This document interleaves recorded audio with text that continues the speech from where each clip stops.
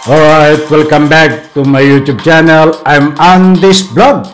Naku po, sumagot na. Aba, kakaibang sagot. Tungayan po natin tuklasin ang sagot ni VP Sara Duterte dito sa mainit na usapin na ikangapoy. Kusa siyang bumaba sa pwesto bilang Cabinet Secretary ng administrasyon at siyempre itong budget ka sa akin, Sara Duterte. Yan po ang manghang diretsahan na sinabi nitong First Lady Araneta Marcos sa punto pong iyan. Ito po ang kasagutan. Sumagot ng diretsahan. Kakaibang sagot ni VP Sara Duterte. Mga kaibigan, kung bago pa lang po kayo sa aking maliit pa na YouTube channel, baka naman po, please subscribe. Sabay-sabay po nating i-like ang video na ito kung nagustuhan nyo po. Ako'y muling nakikiusap mga kaibigan, kung pwede lang, patapusin po nating panoorin ang kabuuan ng vlog na ito. At nasa ganon, lubos po nating maunawaan. Heto na! Samahan nyo po akong panoorin.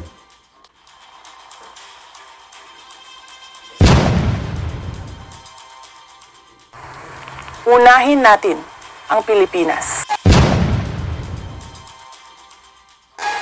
Mga kababayan, bilang tao, karapatan ni unang ginang Lisa Marcos na makaramdam ng sama ng loob at galit. Subalit, ang kanyang personal na damdamin ay walang kinalaman sa aking mandato bilang isang opisyal ng pamahalaan. Upang makausad tayo, iiwan na natin sa isang pribadong pag-uusap sa pagitan lamang namin ni Pangulong Bongbong Marcos Jr. ang mga susunod na hakbang. Mga kaigsuunan, nag-atubang ang ato ang nasod ug dagkong mga problema na kinahanglang solusyonan sa gobyerno. Dapat ay nakatutok tayo sa pagtugon sa mga suliraning hinaharap ng ating bansa. Patuloy ang pagtaas ng presyo ng pagkain at iba pang mga bilihin. At ito ay mas nagpapahirap pa sa dinaranas na gutom o kawalan ng sapat na pagkain ng mahihirap nating kababayan. Nagbabadya rin ang kakulangan ng supply ng tubig at kuryente habang talamak na naman ang ipinagbabawal na droga.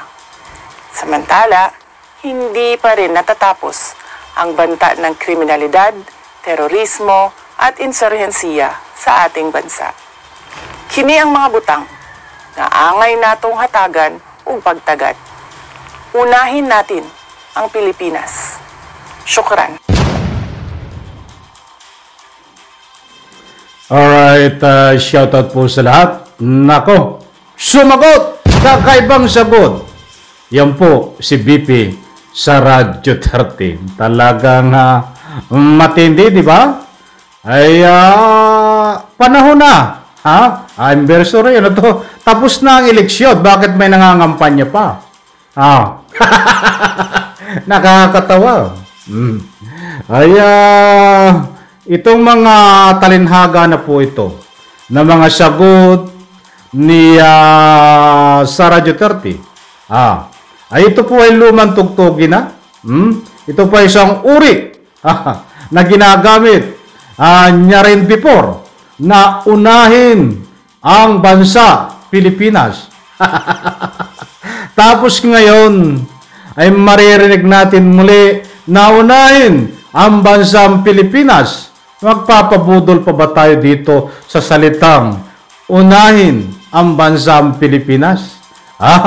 Talaga. Tayo po ibigay natin ng highlight.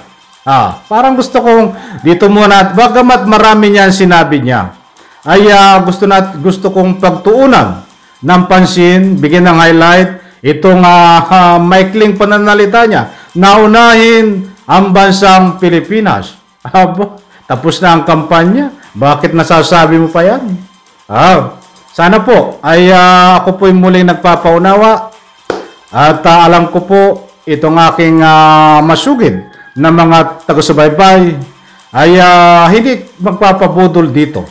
At sa salitang unahin ang bansang Pilipinas. Di ba? Ang sarap pakinggan. Unahin ang bansang Pilipinas, but kung magsusuri po tayo, ay talagang sabi nga, maraming bulang propeta humaharap sa inyo at nagpapakita ng mabait, waring maamon tupa.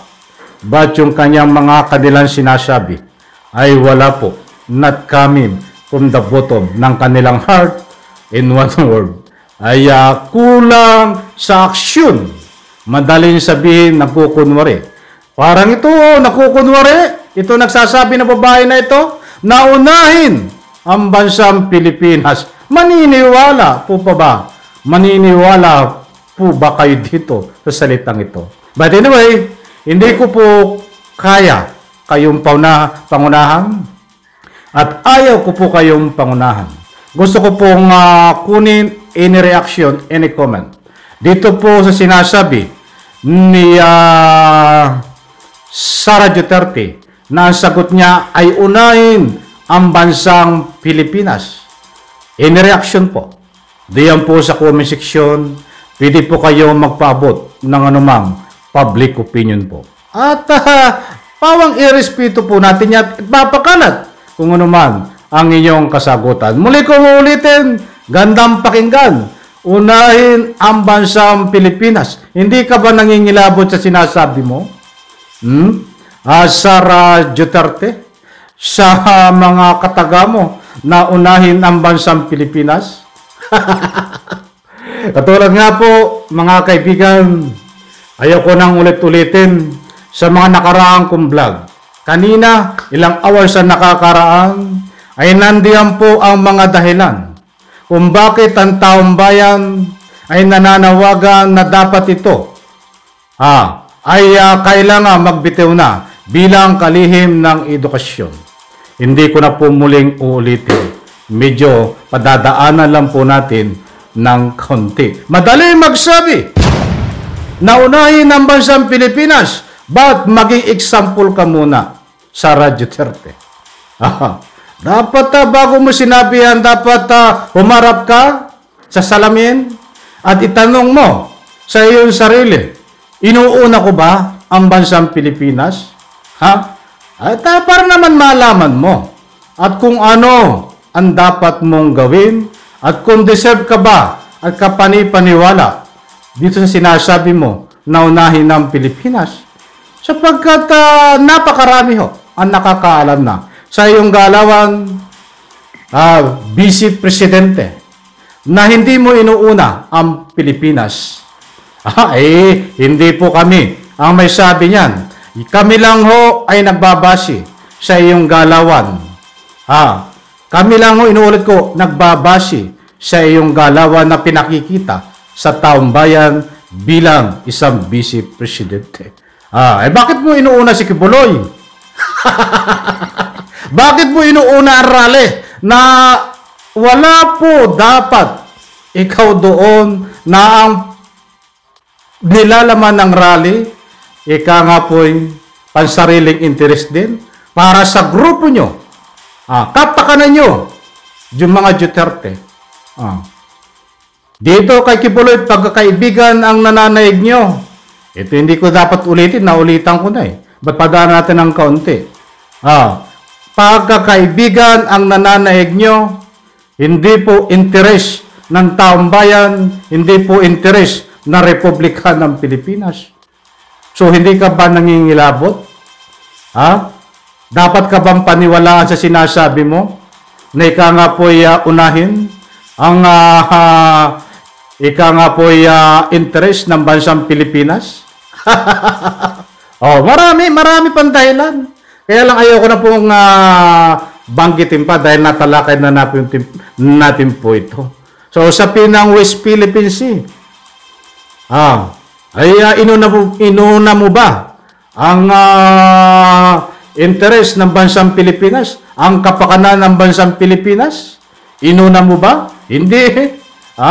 Ayaw mo magsalita dahil mayroon kang kinikilingan, hindi mo maipaliwanag kung bakit hindi mo masabi kung tutol ka o hindi. Dahil masasagasaan ng iyong ika nga po iyong tatay, ang dating Presidente Digong.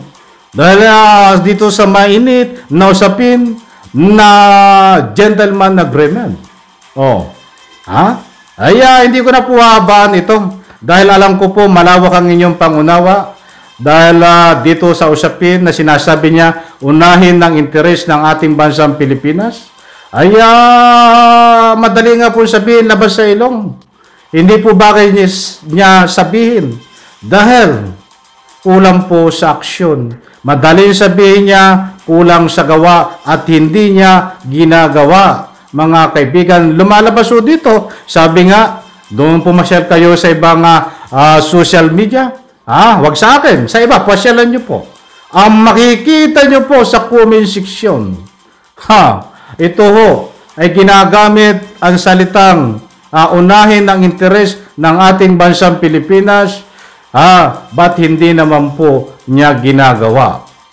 Sabi nga ay nambubudol na naman di ba? At gustong paniwalain. Ang kanyang ika nga po ay nasasakupan. Talagang matindi ang karisma nito mga kaibigan. Ano na naman kaya ang susunod?